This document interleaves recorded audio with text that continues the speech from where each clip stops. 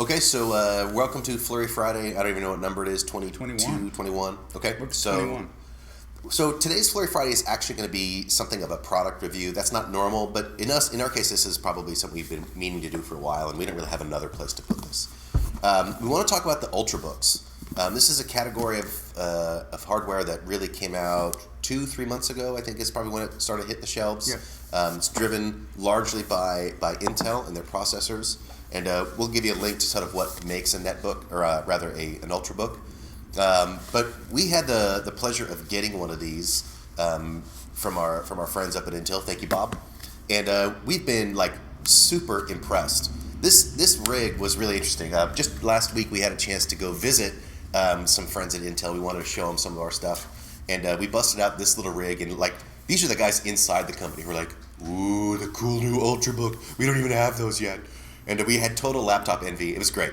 And we just want to talk about this rig because really we get a chance to look at a lot of hardware, and this one has really impressed us. It is.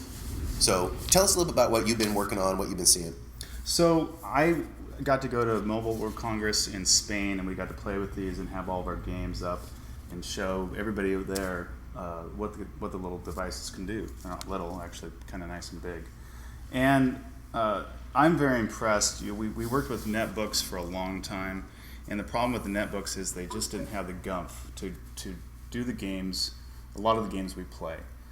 It always felt like you were pushing the machine a little too hard. They're getting lighter, more powerful, longer battery. This one I think is up to 10 hours. And we use this at a conference that we speak at. It's about a 4-day conference, and our AV guy, and actually works in the shop here, he took it over, Gavin. He took this machine up, and I think he didn't charge it for 3 days. 2 days, I know for 2 days? sure. And so like it ran internet, it ran video clips, yeah. It ran audio. Like it was like a workhorse for that thing. We barely plugged it in. Like John's gonna say, the computer actually weighs less than the box it comes in. It does. And it is a powerful rig. It's instant on. There's several categories, and I can list them on the screen, but one of them is solid state drive. Mm-hmm. It has to have the second generation Intel chipset and processor, and a lot of the software installed on it has to be specific. Security has to be. It'll update your programs when it's asleep. Yeah. So like on the cloud, and then connect again. And the instant on and the long battery life is just incredible, and the weight.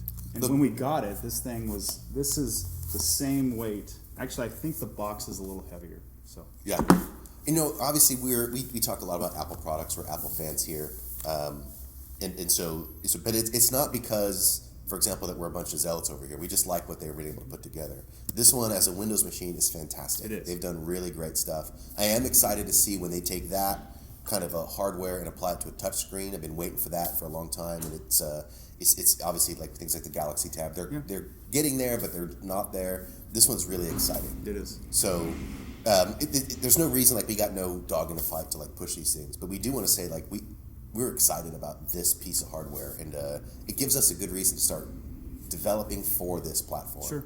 I'm playing Minecraft on this, and Minecraft. Just for those that don't know, Minecraft is even intensive on my MacBook Pro, and you have to dumb down the graphics quite a bit, and this is keeping up with it. Yeah, it hustles. I know Gavin is going to try to play Star Trek Online. You've been playing Portal on it, and I've also been playing Brawl Buster. Yeah. So those are pretty intensive games. Yeah, and you normally expect those games to be maxed out on like high-end gaming systems, and this is really a laptop.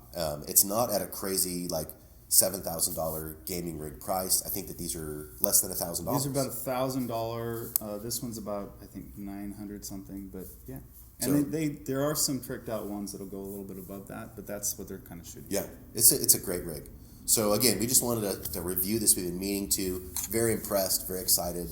And we're going to start to see when we get like G Prime we're hoping to push this thing up with some hardcore graphics, because all the super cool new lighting stuff we have in Unity 3 that we're looking forward to showing off.